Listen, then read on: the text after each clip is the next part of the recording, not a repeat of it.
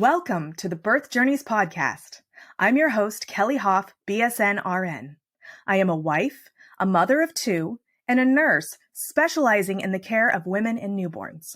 In this podcast, we will share powerful journeys of birth givers with the goals of lifting the veil on the birth experience, healing through sharing, and beginning an open conversation to strengthen trust and promote transparency between birthing people and healthcare providers. Hello. Today I have with me Stefanie Fernandes. Stefanie is a certified parent coach with the Jai Institute for Parenting and a rapid transformational therapy practitioner trained under Marissa Peer. Recently, she added brain-working recursive therapy to her portfolio to help parents to resolve emotional triggers more effectively.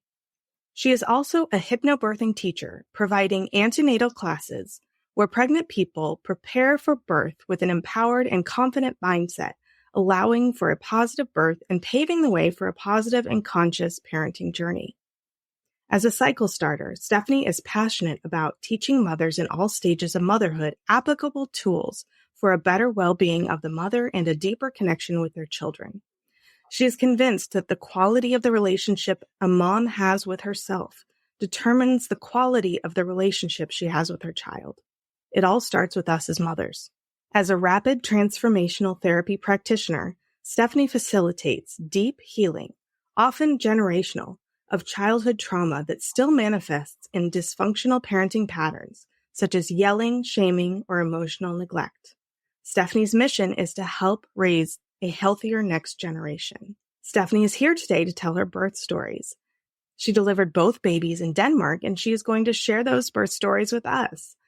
To connect with Stefanie, you can go to www.stefaniefernandes.com. You can also connect with her on Facebook and Instagram. Stefanie, welcome, and thank you so much for joining me. Hi, Kelly. Thank you so much for having me.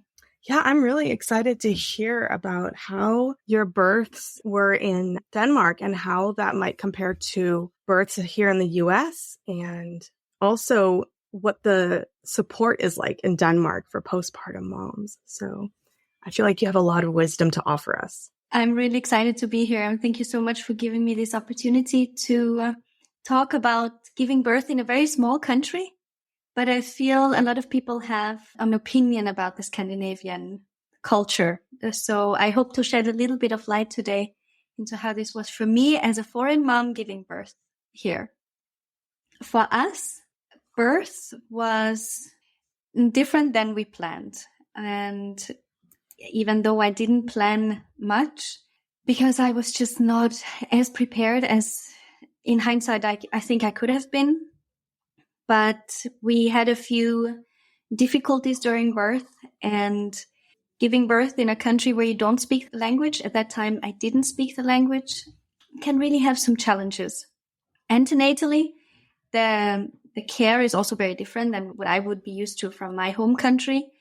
And you mainly meet midwives. I didn't meet a single doctor during my pregnancy, except in the first trimester, I met my GP once, just to confirm that I'm pregnant. And that was it. And we attended the birth preparation class, but knowing now what one can do, preparing the mind and the body as a hypnobirthing teacher, I can see that there were quite a lot of gaps in how they helped me prepare and other couples there. It was basically just giving us a run through of who is attending birth. So there are only midwives, unless there's really a medical emergency. So here in Denmark, it's very midwifery-led. And I don't know why it already calmed me down, because it gave me the sense of, it's not a medical emergency. It's just birth. And the fact that my pregnancy was so uncomplicated really also helped me to feel that, like, it's just part of my life.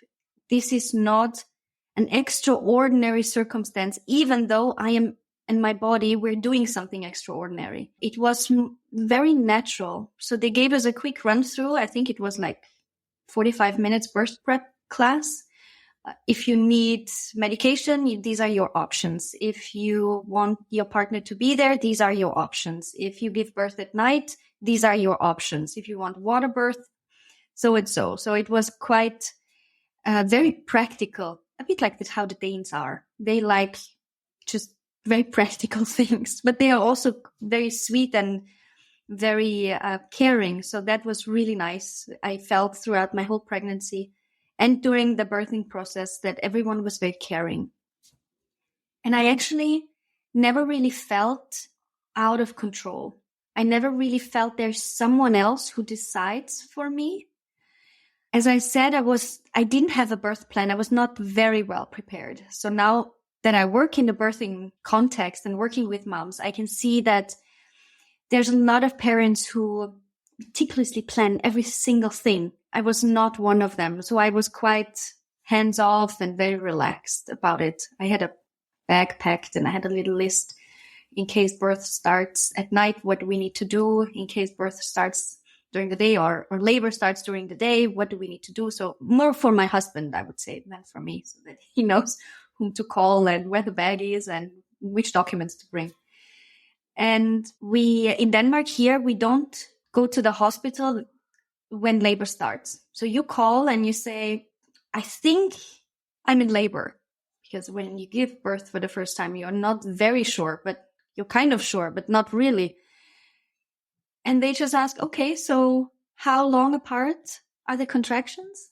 And you need to provide that information. And then they say, well, it sounds like you can still stay home for a little bit longer. So we would like you to be home in your environment without the stress, without the smell of the hospital, without all that excitement, because it can easily happen that labor slows down when you come in at this stage. So we want you to stay home.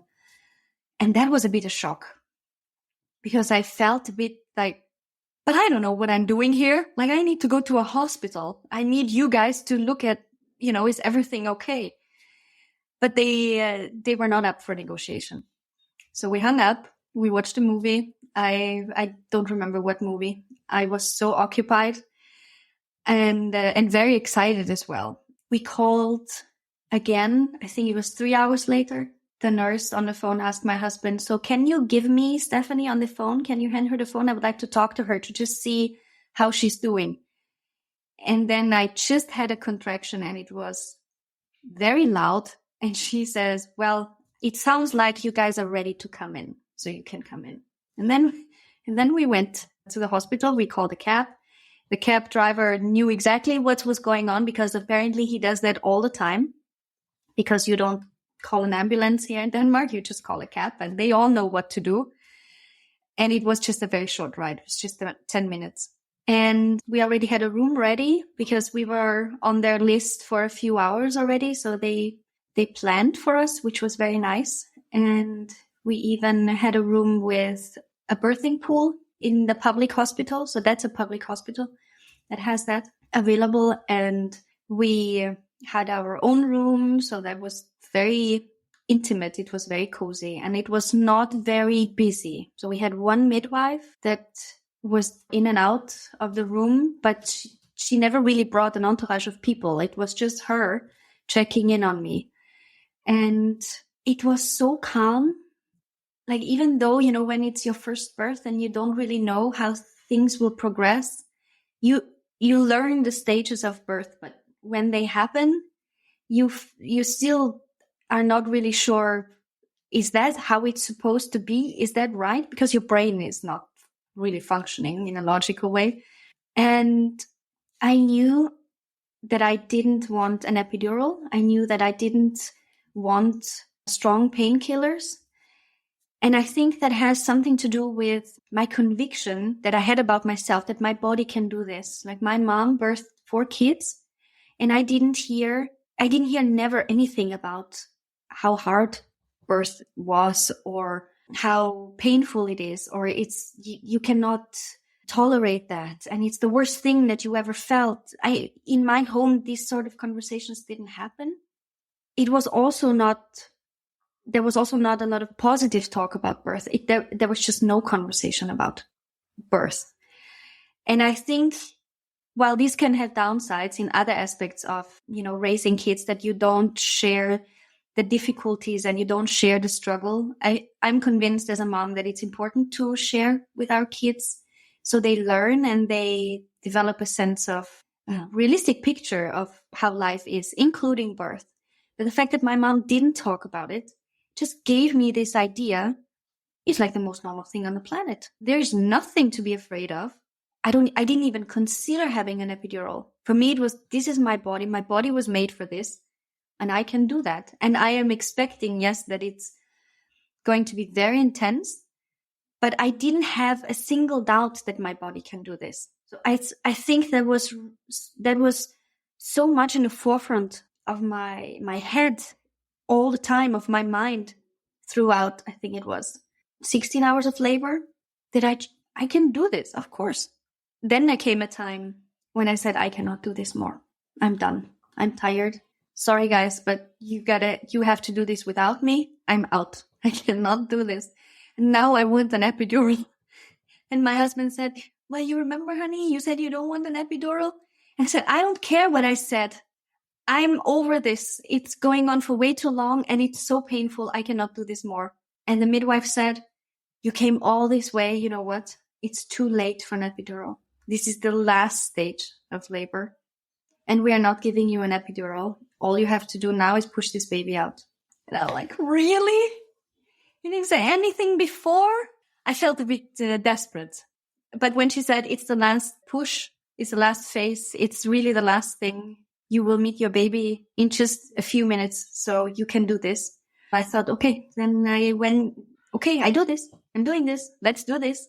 Are we ready? Are we ready to push? Yes, we're ready to push. And unfortunately, he didn't come out as easy as I wished for him to come out. He got stuck and his heart rate decreased or sank. So they got really alarmed. And even though before it was just one midwife, within 10 seconds, I had, I think, 15 people in the room. And they were all there to help birth this baby. They would even have done a C-section on the spot if they would have needed to. And he was born with a suction. And they really had to pull him out hard. So he was really stuck with the shoulders, and the umbilical cord was a bit short. So he just didn't have a lot of space naturally, which we didn't know. And he also didn't breathe when he came out, and he didn't start screaming immediately. And my husband got really upset and impatient, and he said, why is he not screaming? Why is he not screaming? What's happening? What's happening? And he got really upset about it. And I was laying there, and all I thought, and I told him, he has time, give him time. He has all the time, give him time. He's okay. He's okay. And they took him away because he didn't start screaming and he didn't start breathing. So they took him away and they took care of him, and he was intubated, and he had to go to the neonatal intensive care unit.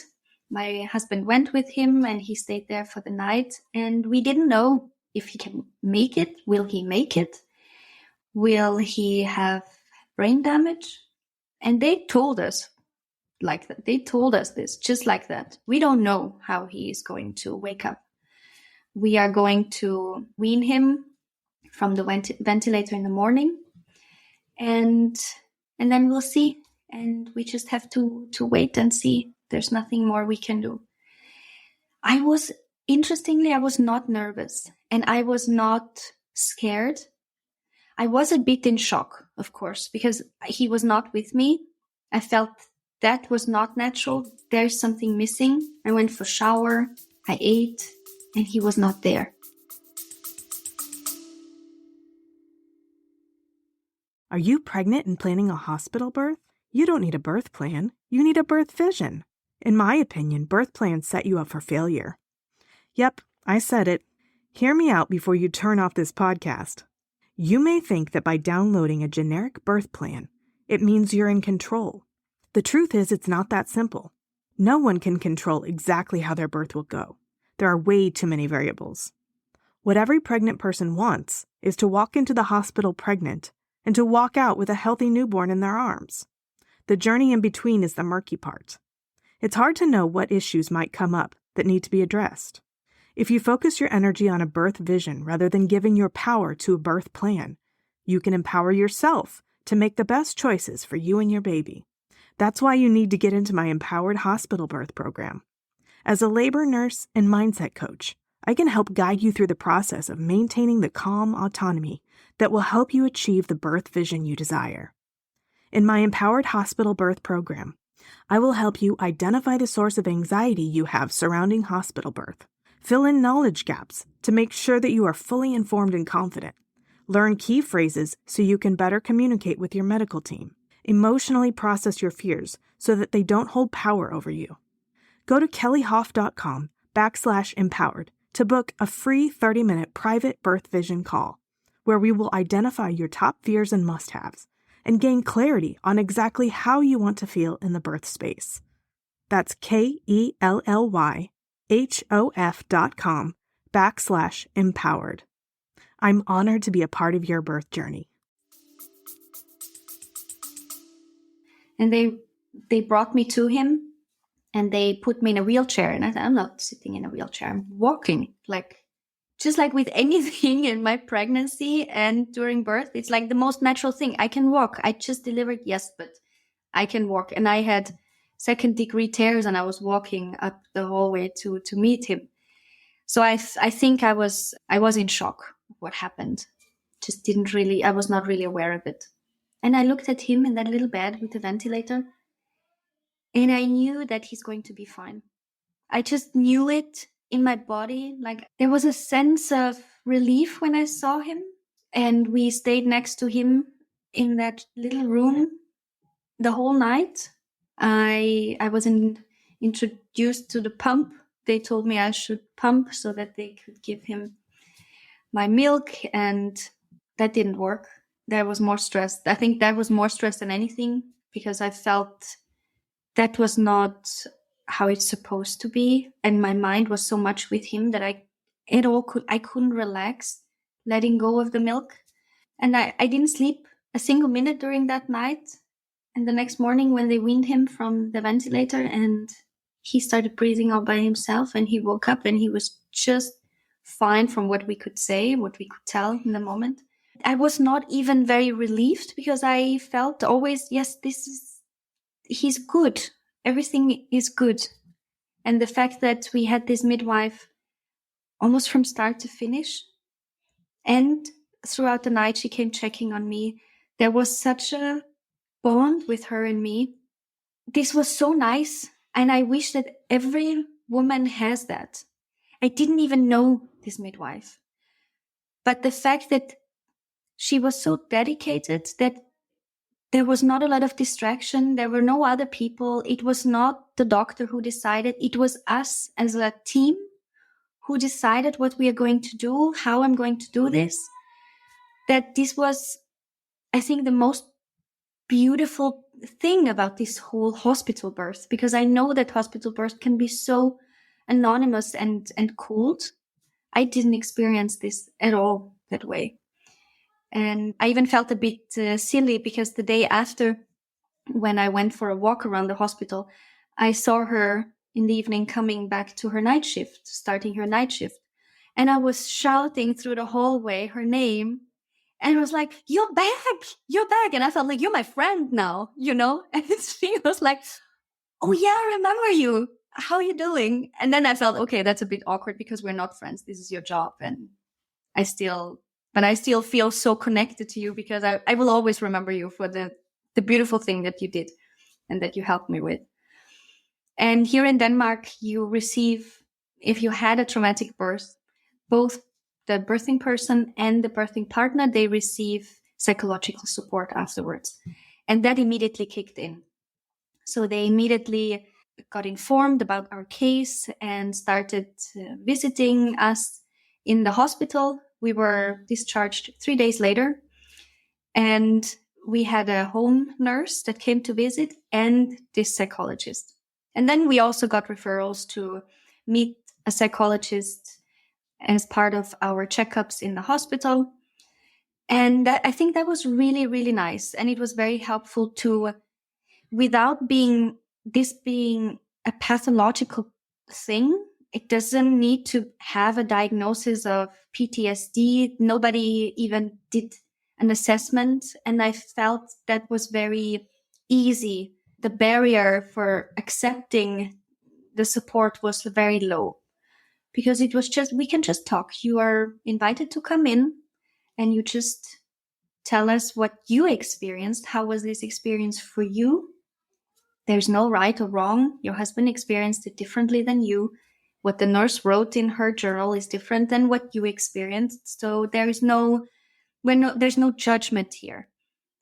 And everyone who brought home a baby knows that you don't sleep, you're excited, you kind of lose, not really the connection, but you're not so focused on your partner. And that's what happened to us. So I actually never asked my husband, how was this for you? And he didn't feel comfortable to share how it was for him. For him, it was much more traumatizing than it was for me. But he didn't want to burden me with this, because we just had a baby. We brought him home. Everything seems fine now. So why make a big deal out of it? And he had the chance to just tell his side of the story. And he still says that was very, very beneficial for him. And once he told his story, how he perceived it, how difficult these few minutes were when the baby was not screaming, when all of a sudden all these doctors entered the room kind of ready to get this baby out, then he felt the rush of emergency. That was the most difficult part for him.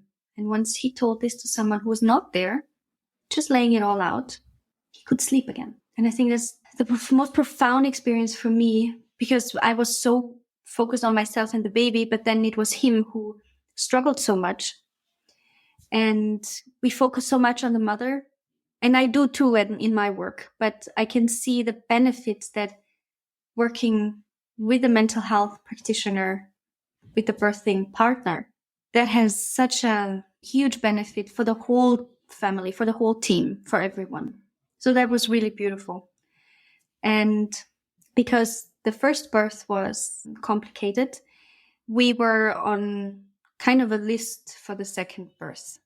So during pregnancy, they asked us to come in much more often for checkups. They also saw us in the hospital, which was a new experience. I didn't have that experience in my first pregnancy. And they were a bit worried, but without saying we are worried. So there I felt the whole transparency, and yes, we are a team and we do this naturally. That was a bit missing during my second pregnancy. They didn't want to alarm me or upset me, but as a mom, you feel if there is something off. And why would I go to the hospital when my first pregnancy, I never saw the hospital from the inside? They just wanted to make sure that they are prepared for everything that could happen during birth. And it was so easy. Fortunately, I didn't lose the mindset and the trust in myself that my body was made to do this. Every woman on this planet birthed before me. Every person I meet has been birthed. I can do this. It's okay. The first experience doesn't have to determine the second experience. And I'm glad that I could enjoy that, because with the second pregnancy also, there's a toddler running around. You're more tired. You don't have so much motivation and time. I think it's more motivation to write a beautiful pregnancy journal, take a bump picture every month. Things are just different with second birth and second pregnancy. And I'm happy that I had a very good second birth, very fast, and an excellent midwife who, you know how it's funny when midwives kind of know what you need to kind of support you during birth. I didn't know her, so it was a different midwife. And when the last phase of birth started, I was so scared. I was so scared all of a sudden. And she said, "Stefan, you're so strong. You can do this." And being strong has always been very important for me, because I'm short and I'm not, compared to other people, not very strong, but I was always so determined. I don't let my height define what I can achieve. I was always very good at sports. I was always very fast in running. Sprinting was my most favorite sports. I did volleyball and rowing. I did everything. And this inherent need for me to be strong just help me kick this through. And she like, you're so strong. And I'm like, I know I'm strong. Let's do this. And then the baby was out. So it was, and I get goosebumps because, you hear about all these birth affirmations and have those affirmations ready and your birthing partner reads them out. But if they don't touch your heart, if they don't speak to your personality and your needs and your wishes and your convictions, then birth affirmations are just sentences. So make sure really that these affirmations are yours and you own them, so that in those difficult times when you feel, I cannot, sorry guys, I'm out, I cannot more, it's so hard. When you hear such an affirmation, you are strong, whatever it is that works for you. For me, it was that you're so strong. And yes, I am. And there he was. And I gave birth alone without my husband because he picked up our toddler from kindergarten. And we live here in Denmark without family. So we also didn't have anyone who could just pick him up and watch him while I give birth. And so they were at the trampoline the minute that my second one was born. And it's actually a cute story that we tell him when we go to the trampoline in that park. I say, your big brother was here jumping on the trampolines while you were born just over there in the hospital. And it gives all of us kind of a sense of we were still connected, even though we were not together. So that was really beautiful. And in Denmark, just after a few hours after birth, you're being discharged if everything was fine. So we were discharged just a few hours later and going home with a brand new baby with a very positive birth experience, second time around. But I also have to say that even though the first birth was problematic, it was positive. And it can be difficult, but it can still be positive. So that's the paradox about difficult births or pregnancies or difficult postpartum, because we feel everything that happens, everything bad that happens is kind of this overshadowing cloud. And then I cannot see the good. But once you cleared that cloud with support, with therapy, with help, whatever it is, with a mom, with your best friend who comes to support, you can clear that cloud. And then in the end, you can look back and still remember this. Yes, it was tough, but I have to say it was positive. It's actually pretty beautiful. So it's 6 years ago and I still feel very connected to the experience. So I have implicit memory stored in my body. I can feel that when I'm talking. I get very emotional. And I don't know if it will ever leave me. Probably not. Maybe even because I don't want it to leave me. I want this to be part of me.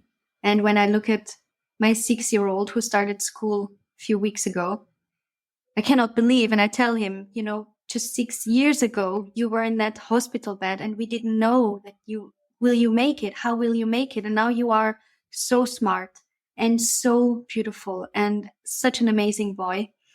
And also annoying me at times very much, which is your job.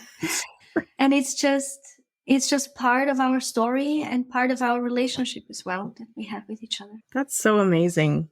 I really love how that experience that turned scary was still a positive birth experience for you. And that's one of my biggest goals in doing my podcast and as a labor nurse. I really want moms to feel both empowered, and even when we have things go a little bit not how we expected, to be able to understand that we are trying to help them and we can work together as a team for the outcome that we all hope for. So I really love that you were able to give birth naturally and have a shoulder dystocia, which can be incredibly traumatic and painful, but also you were able to frame that as a positive experience because you had people that were supportive of you emotionally and that you trusted. Yeah. And I think that's really important. I have so many things that I want to talk about. The first thing that I want to address is the shoulder dystocia. I wonder if you remember the interventions other than the suction that you mentioned, so the vacuum that they put on the baby's head. Do you remember what else they did? Did they change your position at all? They didn't change my position. Okay. They cut me. Okay. And then I didn't see what they were doing, but I felt a hand. And then and then the relief was there in the moment. Got it. Yeah. So when they cut you, that's an episiotomy. Did you feel that? Did you feel pain when they did that? They did it during a contraction, and they told me that we're going to wait for the next contraction and then we cut you. Yeah. And I was really scared because it sounds so scary. Like, I don't want anyone to cut me. And she said, you will not feel it. And it's true, I didn't feel it. She said, focus on the contraction and breathe and hold my hand, but not so strong, because I really squeezed her hand. Not so strong, you're hurting me. And then the contraction was over and the cut was done. Yeah. Okay. So what it sounds like they were doing was, first of all, waiting until your baby's head was stretching your perineum enough that those nerves were stretched that you wouldn't feel the sharp pain of the release of your perineum. So when they cut it, they're releasing your perineum. And I'm sure you know all this. I'm explaining it for listeners because this sounds scary, but I want people to kind of wrap their heads around some of the potential things that can happen during the birthing process so that we don't enter with fear. And when you cut that episiotomy with a shoulder dystocia, that is definitely one of the interventions that can be deemed necessary to make space in the body for the baby's shoulders to come out. And if it's stretched appropriately, those nerves are stretched, there isn't as much sensation down there. So you start with the ring of fire when the baby's head starts coming down and begins to stretch the perineum. And then after that, people that have had natural births say that it starts to go away, especially when there's more pressure and more stretching. So they probably waited while that baby's head was stretching the perineum and they did the cut. And then it sounds like if you felt them stick their hands inside, they were probably trying to release that posterior shoulder. So the anterior shoulder that's kind of perpendicular with your pubic bone and running into that pubic bone, that one is the one that's quote unquote stuck. The one that they're trying to get is the one that's posterior, and they bring the arm out. If they can deliver the head and the arm, then usually that top shoulder, the anterior shoulder, will release and you can deliver the baby. And it sounds like they did that really effectively. So those are two interventions that are done for trying to relieve a shoulder dystocia. And I have an entire episode on shoulder dystocia. So I'm not going to go into all the other maneuvers because you can go and listen to it. My friend, Dr. Goldstein, explained so much better than I can how to relieve a shoulder dystocia. So the other thing that I wanted to talk about was, did you do hypnobirthing before you delivered your babies, or was that inspired afterwards? That was inspired afterwards. I didn't do it before. Amazing. In fact, I didn't even know about the concept. And only afterwards, when I came across this concept of how to prepare for birth in a more holistic and mindful way, I realized that how many boxes I naturally ticked without even knowing. Yeah. Yeah. Because with the way you did describe it, it sounds like the mindset of hypnobirthing. And I really like that you were able to kind of come at it from a natural perspective and then just align with those principles once you realize that there is something out there that is very similar. Because I never had the experience either of hypnobirthing. And so now that I've talked to people that have gone through the process and I understand it a little bit more, I'm really excited when I get somebody that's doing the hypnobirthing because I want to be able to help that process and kind of see it in action. So I think that's amazing. My understanding is that it's basically like you were saying, that birth is a natural process and that your body's meant to do all of it. And the sensations that you're feeling are not pathological, that they are your body doing what it's supposed to do. And so I think that it's so interesting that you went into it with that mindset and how effective that can be when you think that the sensations that I'm feeling are not dangerous sensations, they're natural. And I think what we have, at least for the most part in the culture in the US or where I'm working, is a lot of people thinking that those sensations are not natural. And so then their mindset is that they feel like that they're being harmed by it, I think. Yeah. I had a friend who before birth told me, just remember, I'm just giving you one advice, just remember the pain you will feel does not harm you or your baby. Nothing is breaking inside of you. There's nothing wrong. Because when we feel pain, we're so conditioned that there's something wrong and we need to go fix it. And the birth pain, labor pain, is actually the only pain where nothing is wrong. everything is actually very fine.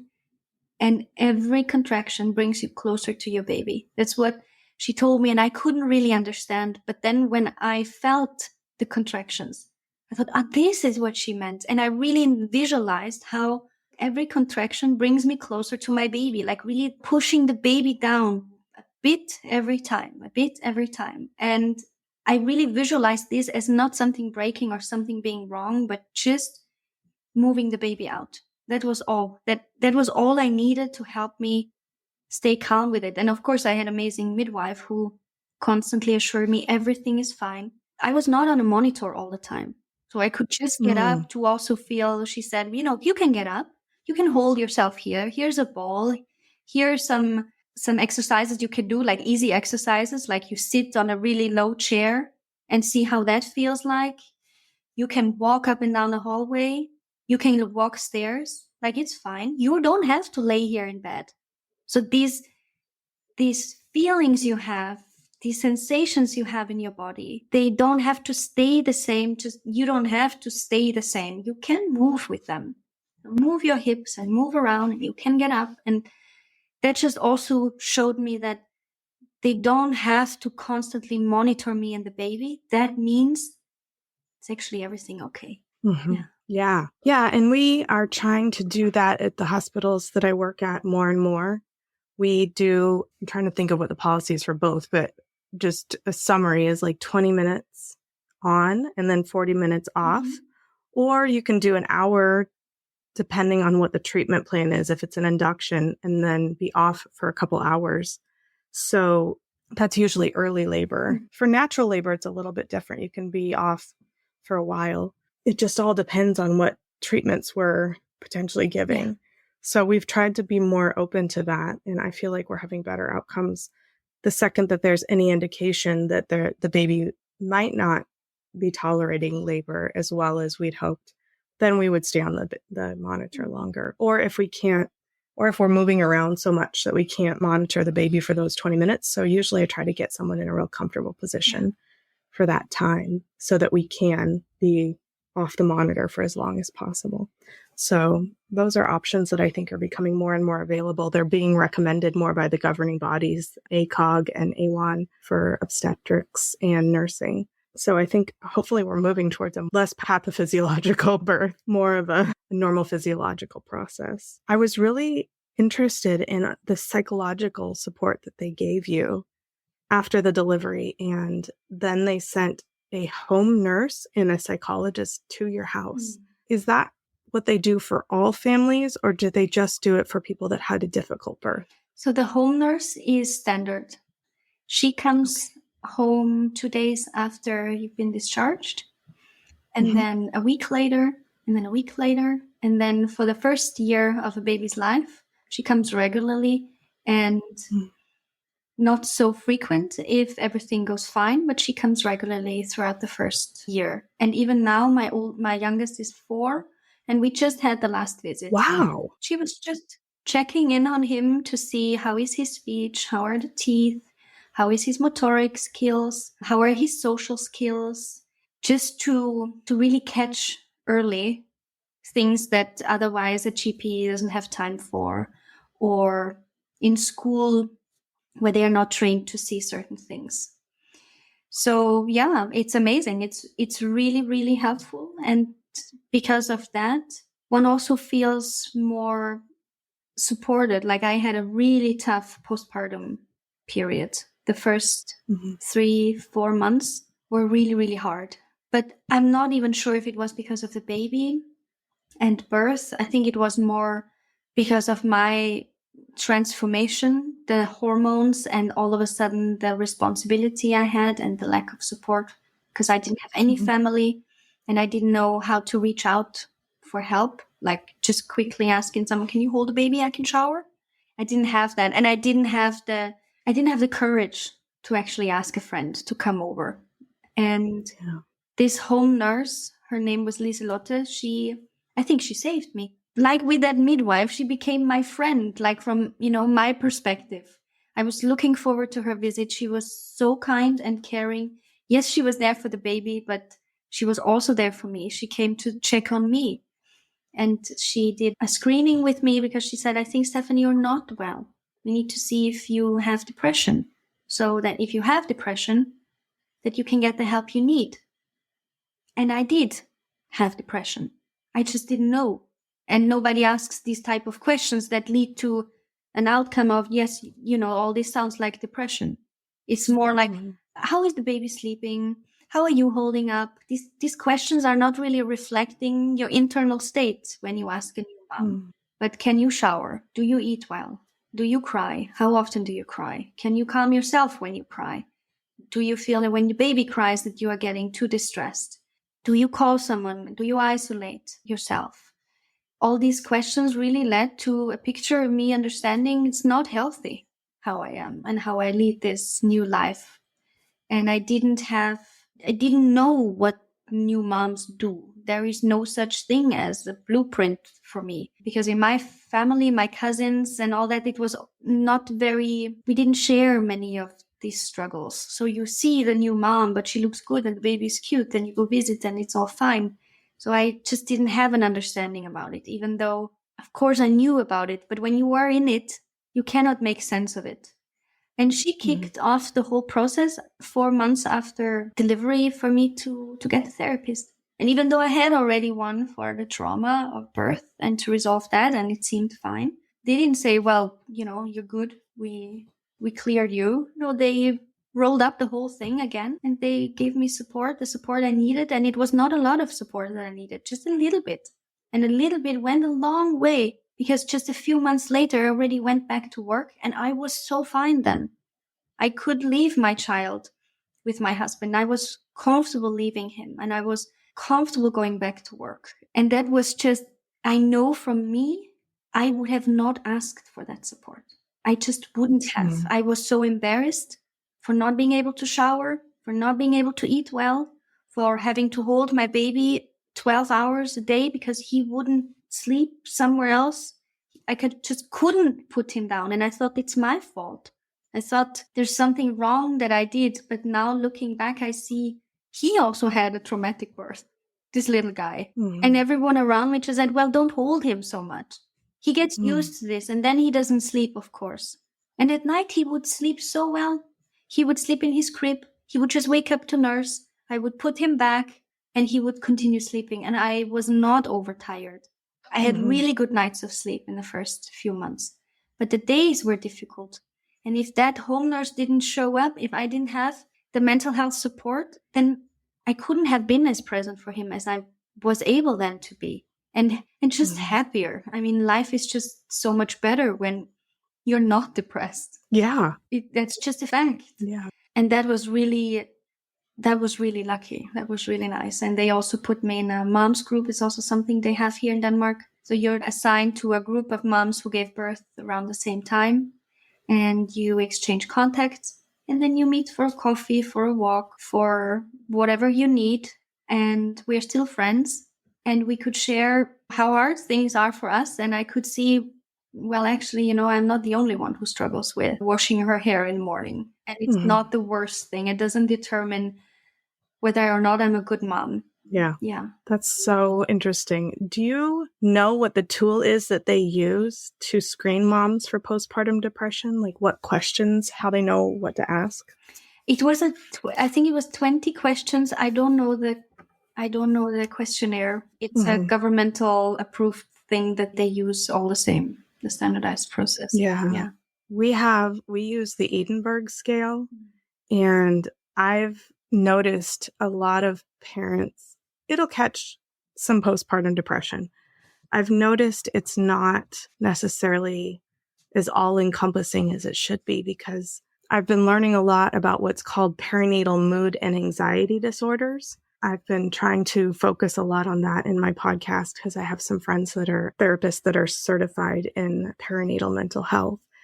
And I noticed that the Edinburgh scale that we use for postpartum depression doesn't bring up intrusive thoughts. It doesn't bring up symptoms of postpartum obsessive compulsive disorder or postpartum anxiety, which is different from postpartum depression.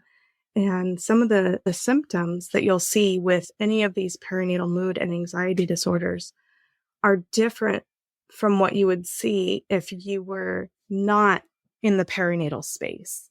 So regular anxiety might show up differently than postpartum anxiety. And I think it's important to have tools that can help moms know that they need to seek mental health, and then also have mental health readily available in the US for everyone, which it's complicated now. Even if you have money, sometimes insurance doesn't cover it, and it's so expensive, rightfully so, because people are trying to maintain their business. It's just, it could be done so much better. So I'm glad that you had the opportunity and the resources. And I think that learning from how people have had those good experiences in other places, I think we could probably try to start doing better here. Yeah, it's incredible how much can happen just in 1 year. And I got better. I got out of it well. I entered the workforce. I was able to have another baby. My marriage didn't fall apart. I'm strong, like mentally strong, and I'm resilient because of that. And we didn't have financial worries about any of this. Never. And that's such a relief from what I can understand. If you need to kind of finance your own treatment, if you kind of need to check, well, can I afford this? Do I want to, or do I really need this? That we never had this kind of conversation. Whatever you need, Stefanie, whatever you need, you get it, because it's important that you are well and the baby is well and your husband is well. Like even that extended part of me kind of got the mental health support that he needed without even ever spending any money on anything. And we could give back to the community. We could give back to the economy. Like we are fully functioning people with 2 kids and a healthy family. And I'm convinced because we got the help we needed and we didn't have to make those difficult decisions. Can we afford this? Do we want to afford this? What if the baby needs something else and then we don't have that pillow of money anymore? What if something else comes up? When if a car breaks down? And I wish that this would be the norm for everyone, because otherwise it's such a burden. Such a burden. It is. Yeah. So then what does childcare look like in Denmark? So everyone has a guaranteed childcare in a public daycare institution as of 6 months old. Wow. But you can stay home on maternity leave up to 1 year.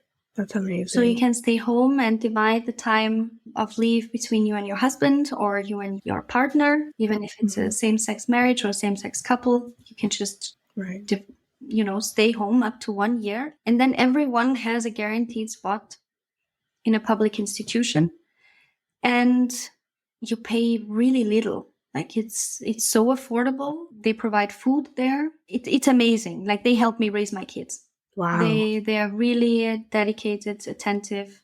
It's not without flaws, but because they're humans, it's normal.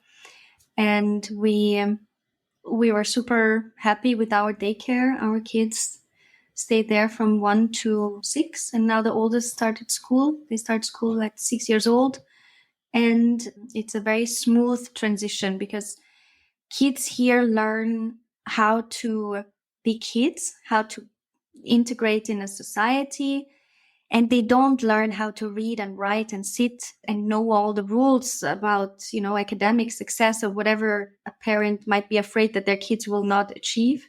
Here it's more about how you climb trees and how you make a fire, how you dig out an animal, and how you make sure that you know what mushrooms you can eat when you go to Survival skills.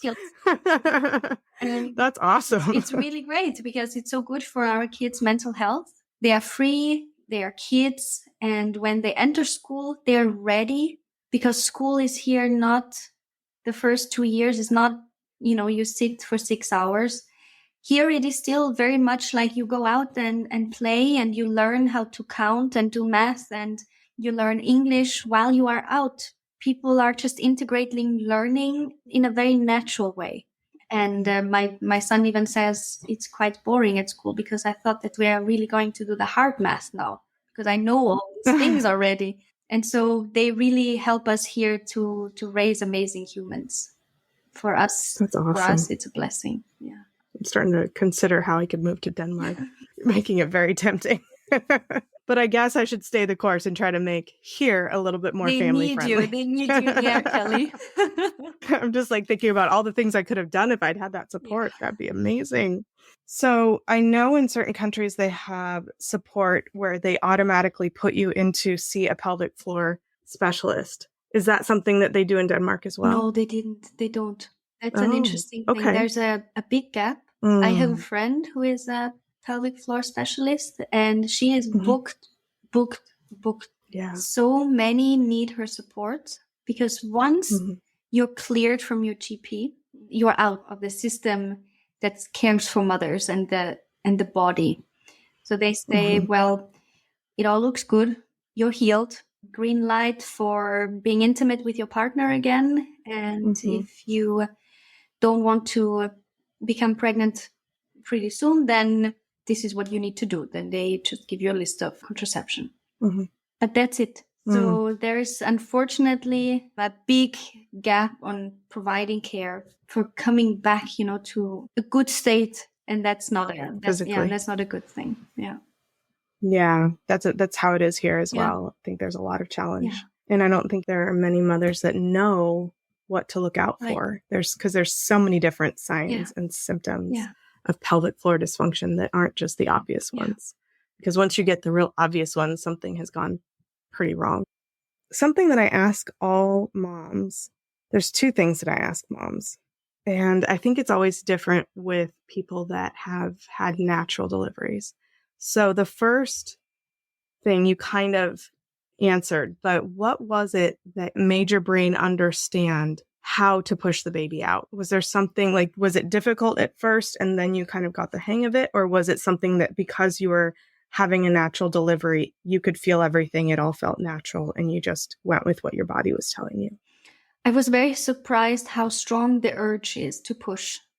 Like now when I think that there are doctors or midwives telling birthing people to hold the baby in because we don't have time to help you. I don't know how that could work. Because I felt in the moment, that's it, the baby's coming. I didn't feel I have control anymore. It was more like, how do I channel all the energy that I need? And how strong do I need to push? For me, it was more the questions, well, what do I need to do? And she said, you don't have to actually do much.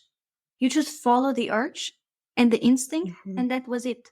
So I didn't overthink too much, but I was quite surprised how intense and different it was from the contractions before. And that can feel a little bit scary. That's different. What's going on now? Yeah. Yeah. I have big feelings about people telling moms not to deliver their babies. I mean, that's an impossible thing to ask. Yeah. It's terrible. I agree. Yeah. Babies are going to come out and that's a natural thing. Exactly. I tell moms, I just say, if the baby comes out, the baby's going to come out, as long as you're in the bed and there's a place for the baby to land, it's fine. Yeah. And if I'm not in the room, a lot of people are worried. They're like, what if you're not here? Call me. Yeah. If I'm with another patient at that time and I don't know that you're ready to deliver, I mean, most of the time that doesn't happen, but sometimes it does, especially with a really good epidural in a mom that's had multiple babies. It can happen where the baby, you look up and the baby's suddenly off the monitor, you go on and readjust and you're like, wait a minute, there's a baby here, and we call in the team to help to make sure that the baby's okay. But it happens and it doesn't have to be terrifying. No. And, we call the doctor or midwife when the baby is crowning to actually deliver. That's the protocol. If they don't make it, not the end of the world. I have hands. Yeah, right. Okay. And then when they get there, I'm like, here, take over. Yeah. There's a placenta that needs to come out. There's probably some things that you need to repair down there that I'm not qualified to do. But the baby coming out is not something that you really need to, unless it gets stuck, there's not a whole lot that needs to be. And also we're trained on the procedures if it gets stuck. So, and hopefully by then everybody's come to help. Yeah. So it doesn't have to be terrifying for the baby to just move into this world. Yeah. And I feel if a woman holds it back, it's so much more painful, which just increases the fear. And then, you're kind of in that cycle of course it hurts so much. I'm just trying to hold it in, which must be so painful. And a stress response and trauma and so much that happens just because you're not letting nature take its course. The other thing that I ask everybody is if you could go back to prior to your birth experience and talk to yourself, what would you want to tell yourself? That's a nice question. I think I would tell myself that the postpartum period, especially the first 6 months, are not like in the movies. Sometimes, I mean, I know that birth is not like in the movies, and I knew that. It's not like your water breaks while you're standing in the kitchen and you have this huge pond underneath you and then you go to the hospital and the baby's here. I knew that, but I didn't know that about the postpartum period. I thought it's going to be this pink cloud that I'm sitting on, and it's perfect and it's easy and it's so natural. And my baby and me will be in the perfect symbiosis. And I will be this mom that prepares homemade meals. And it was such an unrealistic expectation of what I thought it was going to be. I wish I could go back and tell myself, however this is going to be, it's just fine. It's just right. Yeah. You don't need to do anything. You don't have to look anything particular, and your child doesn't have to do anything particular. All you have to do is be there in the moment and present and be a bit more courageous of feeling what you're feeling, because that was difficult for me. Yeah. I think all moms need to hear that. That's really good. Well, Stefanie, is there anything that we didn't cover that you wanted to talk about? Not really. I think it was a really nice and comprehensive conversation about my experience. Yeah. I'm really excited for this episode to air. I think a lot of moms have to hear about your experience. I think that would be really helpful, and providers as well. I think we can all do better. I'm often holding back with telling my story because I feel it has this traumatic side to it.